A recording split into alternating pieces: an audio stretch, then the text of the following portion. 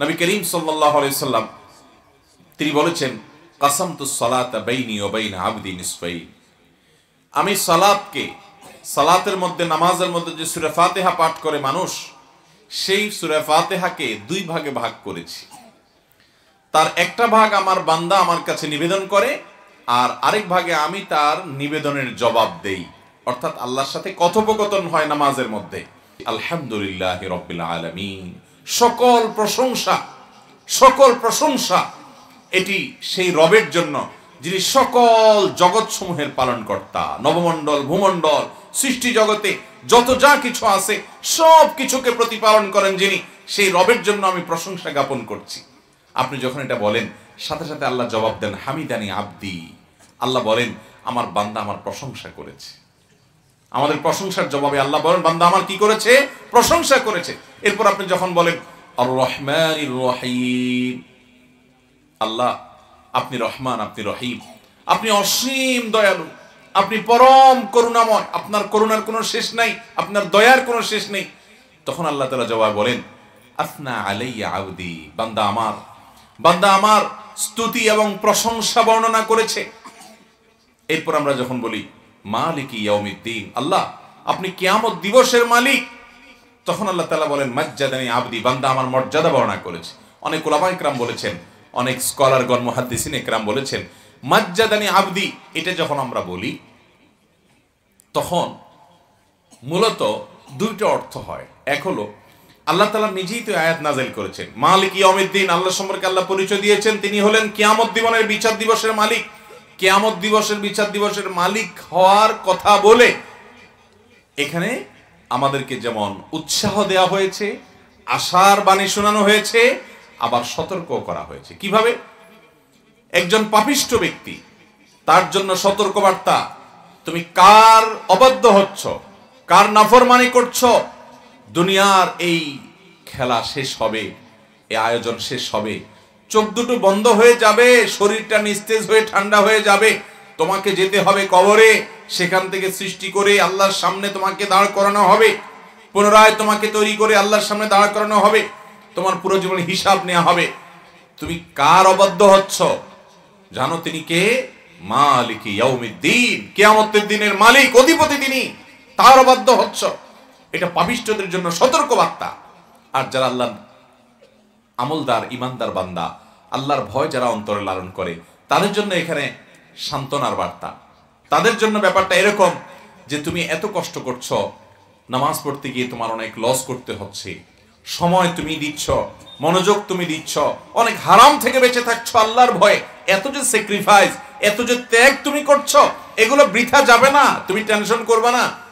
কারণ তুমি যার ইবাদত করছো তিনি তো মালিক ইয়াউমিদ্দিন, কিয়ামতের দিনের মালিক, অধিপতি, তার ইবাদত করছো। অতএব তিনি তোমাকে দেখবেন, তোমাকে রক্ষা করবেন, হেফাজত করবেন। এটা এক প্রকার সান্ত্বনা ইমানদারদের জন্য। এরপর আমরা যখন বলি ইয়াকা না'বুদু ওয়া ইয়াকা নাস্তাঈন, আল্লাহ শুধু আপনারই গোলামি করি, দাসত্ব এবং গোলামি শুধু কার করি?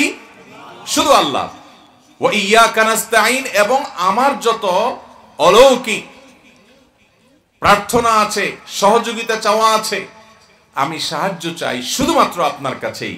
আমার ইবাদত শুধু আপনার জন্যই করি, গোলামি শুধু আপনারই করি, আর আমার প্রার্থনা শুধু আপনার কাছেই, অন্য কারোর কাছে আমার সাহায্য প্রার্থনা আমি করি না। এটা যখন বান্দা বলে তখন আল্লাহ রাব্বুল আলামিন জবাবে বলেন, আল্লাহর কথা আমরা শুনতে পাই না, কিন্তু হাদিসে কুদসিতে আল্লাহ তাআলা বলেছেন, বান্দা যখনই এটা বলে আল্লাহ জবাব দেন। একসাথে লক্ষ লক্ষ কোটি কোটি মানুষ যদি বলে, কোটি কোটি মানুষকে আল্লাহ তাআলা রিপ্লাই দিতে পারেন। টেকনোলজির উন্নতির এই যুগে একসঙ্গে কত মানুষকে রিপ্লাই দিতে পারে মেশিন, সেখানে মেশিন যাদের মাথা থেকে বের হয়েছে, তাদের সৃষ্টিকর্তা রব্বে কারীমের জন্য এগুলো কোনোটাই অসম্ভব নয়। তিনি জবাবে বলেন, হাদা বাইনি ওয়া বাইনা আবদি, এই যে একটা কথা বান্দা বললো যে আল্লাহ আপনারই গোলামি করি আর আপনার কাছেই সাহায্য চাই, এটা আমার এবং বান্দার মধ্যকার একটা আলাপচারিতা, যে সে আমাকে গোলামি করে বলেছে এবং আমার কাছে সাহায্য চাওয়ার কথা বলেছে। বলে আবদি মা সাআল, আর বান্দা আমার কাছে যা চাইলো তাকে তাই দেয়া হবে।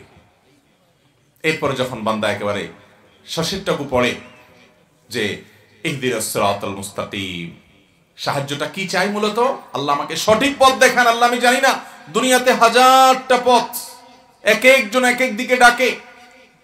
আমি মাঝে মধ্যে ধোঁয়াশার মধ্যে পড়ে যাই, কোন পথে চললে সেই পথের শেষ মাথায় জান্নাত মিলবে। আমি যেটাকে জান্নাতের পথ মনে করে আগাচ্ছি, না জানি শেষে জাহান্নাম অপেক্ষা করছে, আমি জানি না। আমি সত্য পথ থেকে না জানি ডানে বামে বিচলিত হয়ে যাই। সেজন্য ইহদিনাস সিরাতাল মুস্তাকিম, আল্লাহ আপনার প্রশংসা গুণকীর্তন করছি আমি, আপনি আমাকে সঠিক পথ, সিরাতে মুস্তাকিম, সরল পথটা আপনি আমাকে দেখিয়ে দেন। সিরাতাল্লাযীনা আন'আমতা আলাইহিম, সঠিক পথ কোনটা? সেই সকল ব্যক্তিবর্গের পথ যাদের প্রতি আপনি নেয়ামত দিয়েছেন, তাদের পথ। তারা কারা? অন্য আয়াতে আল্লাহ বলেছেন, উলাইকাল্লাযীনা আন'আমাল্লাহু আলাইহিম মিনান নাবিয়্যিনা ওয়াস-সিদ্দীকিনা ওয়াশ-শুহাদা'i ওয়াস-সালিহিন ওয়া হাসুনা উলাইকা রাফিকা। যাদের প্রতি আল্লাহ নেয়ামত দিয়েছেন তারা নবীগণ, সত্যবাদী ঈমানদার বান্দাগণ, শহীদগণ, সৎ নেক কর্মশীল বান্দাগণ, সেই সব মানুষদের পথে আমাকে পরিচালিত করিয়েন আল্লাহ। সূরা ফাতিহার মধ্যে আমরা দোয়া করি, গায়রিল মাগদুবি আলাইহিম ওয়ালাদ-দাল্লিন, যাদের উপরে আপনার গজব নাজিল হয়েছে, ইহুদিরা, ওয়ালাদ-দাল্লিন, আর যারা পথভ্রষ্ট হয়ে গেছে, সঠিক পথ থেকে সরে গেছে, খ্রিস্টানরা। এই দুই গ্রুপের পথে যেন আমি না চলি আল্লাহ, আমি যেন নবীদের পথে থাকতে পারি, আপনার নেয়ামতপ্রাপ্ত বান্দাদের পথে থাকতে পারি। এভাবে সূরা ফাতিহাতে আমরা আল্লাহর কাছে দোয়া করি, এরপরে বলি আমিন, অর্থাৎ আল্লাহ আপনি আমার দোয়া কবুল করেন। বান্দা যখন পড়ে আলহামদুলিল্লাহি রাব্বিল আলামিন, তখন আল্লাহ জবাব দেন না, আল্লাহ পাল্টা বলেন হামিদানি আব্দি। বান্দা যখন বলে আর রহমানির রহিম, তখন আল্লাহ বলেন আসনা আলাইয়া আব্দি। বান্দা যখন বলে মালিক ইয়াউমিদ্দিন, তখন আল্লাহ বলে মাজ্জাদানি আব্দি। যখন বান্দা বলে ইয়্যাকা না'বুদু ওয়া ইয়্যাকা নাস্তাঈন, তখন আল্লাহ বলেন হাযা লি আব্দি, হাযা বাইনি ওয়া বাইনা আব্দি ওয়া লি আব্দি মা সাআল। এরপরে শেষের আয়াত যখন পাঠ করি, তখন আল্লাহ তাআলা একই জবাব দেন। তাহলে আমরা আয়াত তেলাওয়াত করছি, আল্লাহ আমাদের কথার পরিবর্তে বিপরীতে আল্লাহ তাআলা একটা জবাব দেন। কিন্তু আল্লাহর জবাব নেওয়া তো পরের কথা, আমরা যে পড়ে যাচ্ছি আমাদের হুজদিস নেই, মন্ত্রের মতো হুলস্থুল করে সূরা ফাতিহা পড়ে শেষ করে চলে যাচ্ছি, আল্লাহর কথা আমাদের মনে থাকছে না। অথচ আমাদের উদ্দেশ্যটাই হলো আল্লাহর স্মরণ। আকিমিস সালাতা লিযিকরি, আমার স্মরণের জন্য সালাত আদায় করো। সেখানে আল্লাহর স্মরণই যদি না থাকে, কিসের সালাত, কিসের নামাজ? এটা আল্লাহ তাআলা আমাদেরকে আল্লাহর স্মরণ হয় সেরকম প্রাণবন্ত সালাত আদায় করার তৌফিক দান করুন। পুরো নামাজ জুড়ে যদি আপনি মনোযোগ সবচেয়ে বেশি ধরে রাখতে পারেন, তাহলে আল্লাহর সাথে কানেকশনটা অত বেশি হবে, আপনার দোয়াগুলো তত কবুল হবে। আপনি দেখবেন যেই মোবাইলের সিমে সেটে আপনার কানেকশন পরিপূর্ণ আছে, 4 দাগের সবগুলো দাগ আছে, একেবারে পরিপূর্ণ নেটওয়ার্কের সাথে কানেক্টেড আছে, ওই মোবাইলে কথা বলে আপনি শান্তি পাবেন, একেবারে টনটনা কথা হবে, ঠিক না ঠিক? কিন্তু যেটাতে দেখবেন যে 2 দাগ আছে, হঠাৎ করে আবার সেখান থেকে 1 দাগে নেমে যায়, আবার হঠাৎ নাই হয়ে যায়, তো ওই অবস্থা থাকলে এই নেটওয়ার্কে কথা বলে আপনি শান্তি পাবেন না। ঠিক একইভাবে ভাই, নামাজের মাধ্যমে আমরা আমাদের রবের সাথে কানেক্টেড হওয়ার চেষ্টা করি, সংযুক্ত হওয়ার চেষ্টা করি।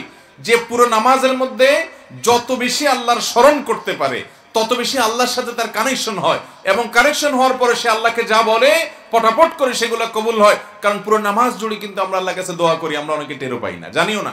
সালাতের মধ্যে যে যত বেশি মনোযোগ দিবে, তত বেশি আল্লাহ তাআলার সাথে সে কানেক্টেড হয়ে যাবে, নেটওয়ার্কের সাথে সে যুক্ত হয়ে যাবে, এরপরে তার দোয়াগুলো কবুল হওয়ার সম্ভাবনা অনেক বেশি থাকবে।